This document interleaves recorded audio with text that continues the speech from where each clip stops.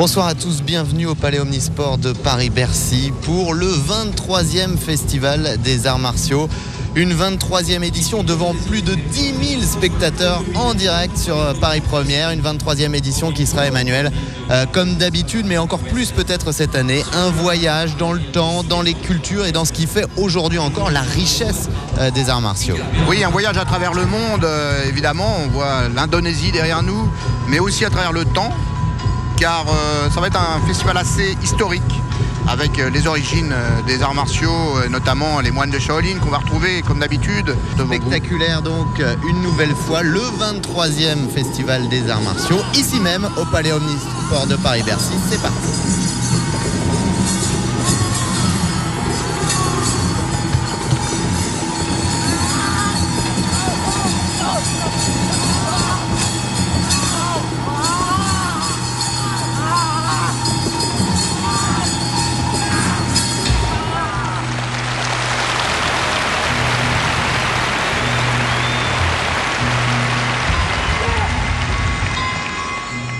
Biasanya beladi-beladi lain cuma dapat waktu 3 menit untuk penampilan. Pencak silat dapat 10 menit. Selalu dapat 10 menit. Dan penontonnya luar biasa. Ada 40.000. Dan mereka bayar. Ya 40 euro. Dan itu penuh. Nah, alhamdulillah lagi kami dari Indonesia, kita menampilkan silat harimau, selalu dapat aplaus. Dan mereka senang. Dalam festival pencak silat di Prancis 3 tahun silam, silat harimau tampil bersama perguruan lain, silat Panglipur dan Ciung Wanara Sunda, serta perguruan 3 berantai dari Betawi. Le plus rapidement possible en général. Et le pencak silat est assez dans cette logique. Efficace.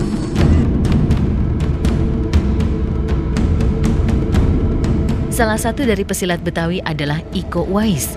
Ia kelak akan bergabung dengan Edwel Yusri dalam sebuah proyek besar untuk pencak silat.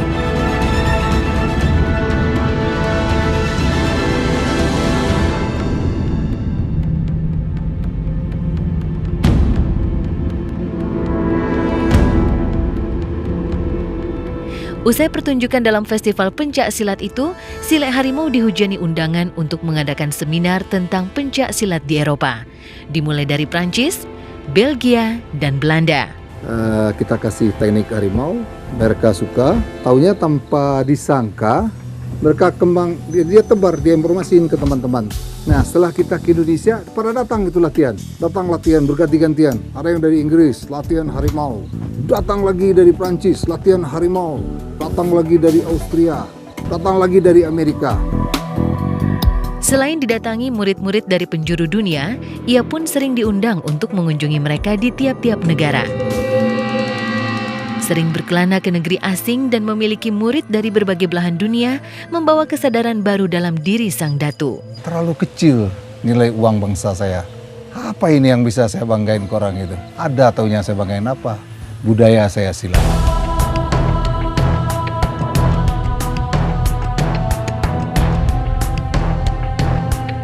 Di silat mereka mau hormat, di silat saya suruh guling dia mau, di silat saya suruh dia jungkir, di silat saya suruh tenang, tidak ada masalah. Dan mereka sangat menghargai, sehingga penghargaan dari mereka itu memukul saya. Kok bangsa saya dengan silat ini tidak begitu dihargai? Dalam tradisi Minangkabau, setiap anak laki-laki suatu hari akan pergi meninggalkan tanah kelahiran mereka. Ketertarikan masyarakat Indonesia dilihatnya sebagai sebuah tantangan. Karena silat tidak pernah dikemas secara apik, ia pun memulai sebuah proyek besar.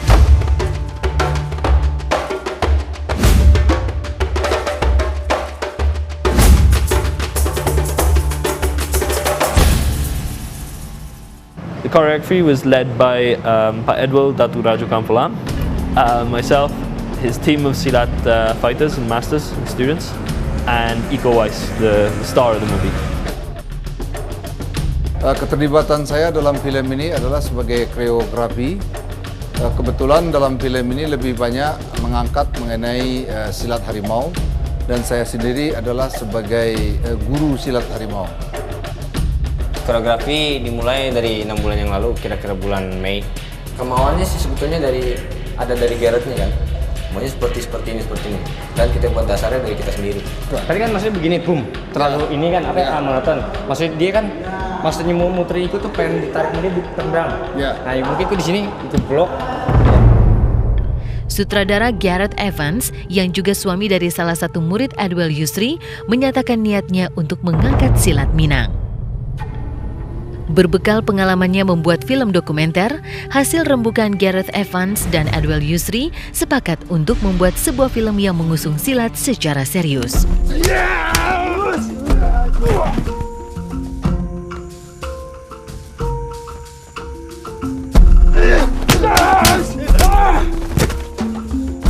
Cukup. Saya maunya silat itu dilihatkan secara utuh. Ada silat Indonesia dibikin, tapi jagoannya dengan basic taekwondo, dengan basic karate, tambah parah lagi ada. Nah, ini saya juga ikut jadi korban. Filmnya terbang-terbang dari pohon ke pohon, keluarin api.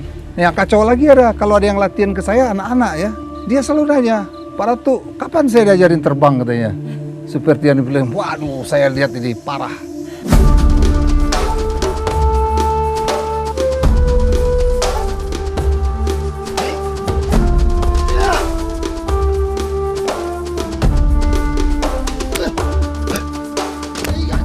Setelah dirilis, film Merantau akhirnya membuktikan film ini tak sekedar menghibur, namun semangat untuk menumbuhkan api kecintaan pada bela diri pencaksilat mulai tampak pada bangsa.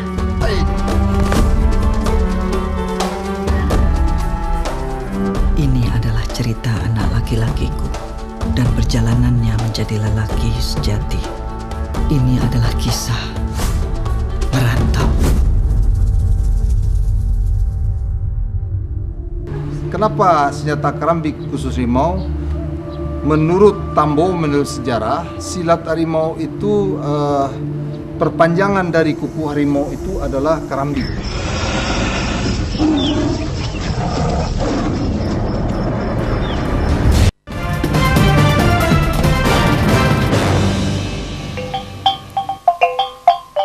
Syahdan, nun jauh di Bukit Tinggi 40 tahun yang lalu, tinggallah seorang bocah lelaki yang sangat menggemari silat. Dulu saya di waktu belajar silat dari kecil, itu diajarin kakek, orang tua saya sangat tidak setuju. Silat itu hanya cuma membuang waktu, karena silat, uang itu tidak bisa disilat. Ketekunannya mempelajari silat membuat sang ibunda khawatir akan masa depan sang buah hati jika ia sampai meninggalkan bangku sekolah. Duduk. Basilek yo karajo ko. Memang basilek itu bisa menatang pitilek. Baturun lo enek. Enek itu dulu banyak orang datang tapi tak ada menatang pitih. Awas, besok pagi mama aku ke sekolah, ke kepala sekolah, suruh tinggal sekolah. Tetapi teguran sampai kemarahan orang tua tidak menciutkan nyalinya. Itu justru memecut semangat sang bocah untuk giat belajar dan bersilat. Sampai saya bilang ke ibu saya dengan silat ini akan membuktikan bahwa dengan silat saya nantinya bisa bekerja, dengan silat nantinya saya bisa hidup, dengan silat saya akan menjajah dunia ini.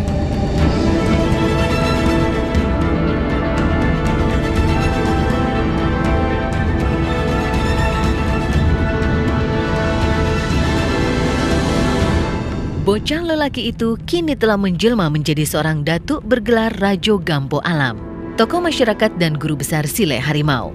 Perjalanan hidup membuat pria yang pernah menempuh pendidikan di Fakultas Hukum Universitas Muhammadiyah ini bertekad melestarikan silat Minangkabau. Silek Harimau khususnya tidak akan dibiarkan punah di telan zaman.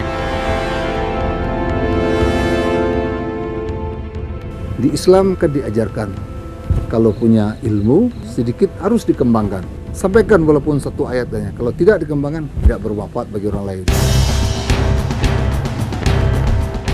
Lepas 4 tahun mengajar silat, tahun 2008, Edwell Yusri mulai mengajarkan Silek Harimau untuk pertama kalinya kepada 4 murid yang dilihat memiliki minat tinggi.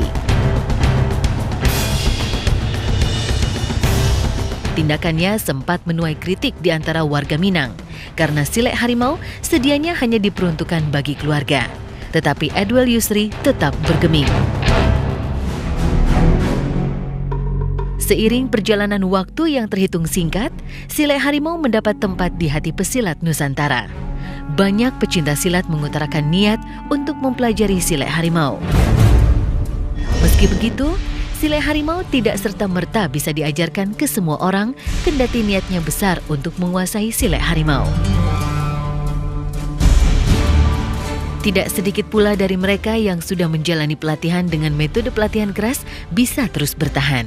Apalagi ia juga menuntut muridnya mengimbangi sifat silat harimau yang keras dan mematikan dengan syarat akal dan akidah. Kalau dalam silat Minang pada umumnya, ini senjata yang digunakan oleh silat Tuo, silat Strala, ini namanya adalah kuku elang. Tapi kalau kita silat harimau, khusus senjata kita adalah karambi, bahasa Minangnya karambi. Kenapa senjata karambik khusus harimau? Menurut Tambo, menurut sejarah, silat harimau itu perpanjangan dari kuku harimau itu adalah karambik. Karena ini mirip dengan kuku harimau dan mirip juga dengan taring harimau. Edwel Yusri pun mulai menularkan kecintaan terhadap silat harimau kepada anak-anak di lingkungan keluarganya. Melalui muda-mudi ini, ia yakin suatu hari silat harimau akan kembali merajai rimba Nusantara.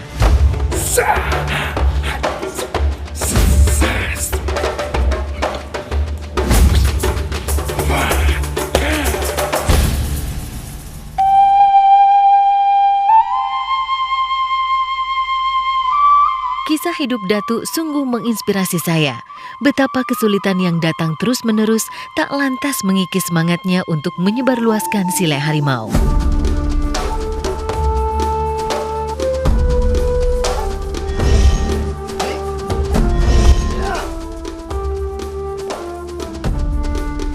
Karakter silat harimau yang tak memiliki pukulan atau tinju membuat saya harus giat berlatih cengkraman.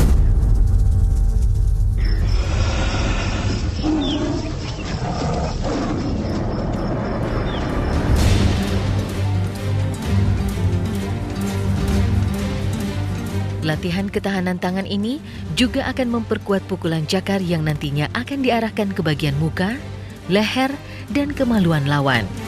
Bentuk tangan terbuka juga efektif untuk menangkap dan mengunci anggota tubuh lawan.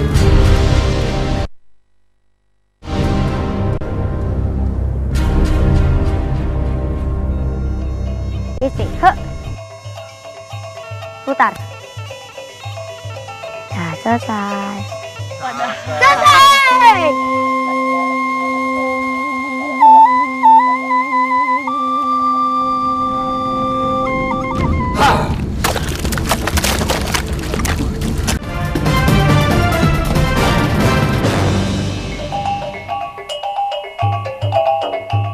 Mempelajari silat harimau sama sulitnya dengan silat pada umumnya. Proses pelatihan bersama Putri Datuk tidak semudah yang saya kira. Berkali-kali saya jatuh dan terpleset dari tempurung kelapa. Putar. Ya, goyang-goyang tadi. Metode pelatihan ini bertujuan untuk mendapatkan kuda-kuda bak kaki harimau yang dapat menyeimbangkan tubuh meski di atas pohon atau di tanah yang berlereng. Putar. Isi. Putar. Nah, selesai. Selesai! Sudah selesai. Selesai dong. Akhirnya tidak sia-sia. Kaki saya udah sakit-sakit mungkin memar sekarang. Tapi saya udah bisa. Lumayan untuk tahap pemula seperti saya. Jalan di atas batok ternyata nggak gampang.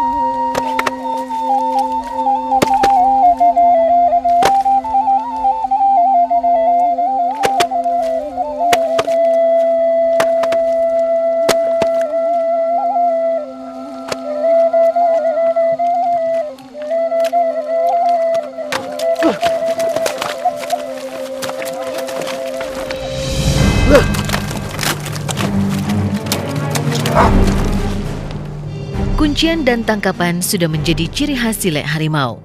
Melumpuhkan lawan lebih sering dilakukan dengan menangkap serta mengunci tangan, kaki, atau leher lawan.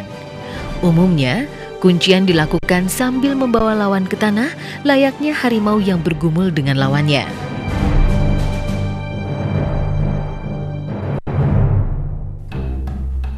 Dara, ini selanjutnya Dara akan saya ajarin catur langkah. Dalam catur langkah ini mencari gerakan kaki yang cah di lumpur atau yang licin, dan di sini juga mencari rasa dengan adanya tiupan bansi sama saluang. Latihan di lumpur juga menjadi salah satu latihan agar badan dapat bergerak lincah. Bawah harimaunya, merendah.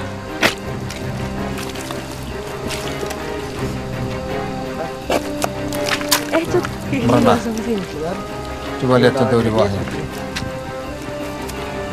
Lumpur yang memberatkan badan tak boleh jadi halangan jika seorang pesilat harimau bergerak.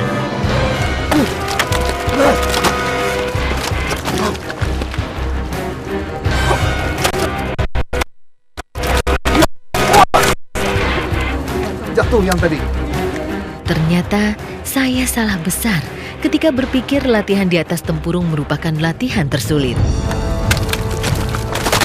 Aduh, sorry. Berat ya. Nah, ini salah satu latihan kita di lumpur gitu. Untuk melatih supaya badan juga ringan. Ringan menendang, ringan juga kuda-kuda, ringan juga kita melakukan serangan.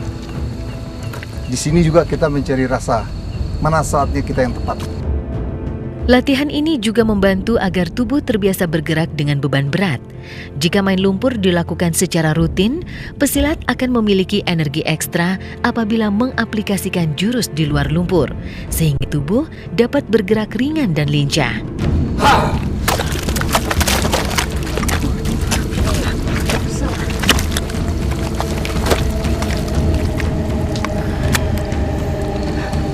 Main lumpur sekaligus menutup perkenalan saya dengan silet harimau yang sangat singkat namun bermakna dalam. Aduh, saya capek banget. Saya tadi udah coba, ternyata sangat sulit sekali dan kayaknya harus butuh waktu yang lumayan lama untuk bisa benar-benar seperti mereka yang udah mantep di atas lumpur ini.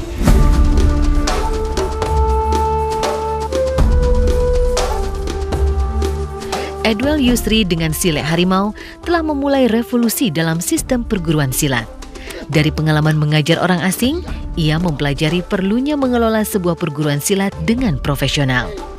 Melalui sebuah yayasan yang dikelolanya, ia menerapkan sistem modern pendidikan silat dengan kurikulum, dokumentasi, serta administrasi yang rapi. Filosofinya sederhana.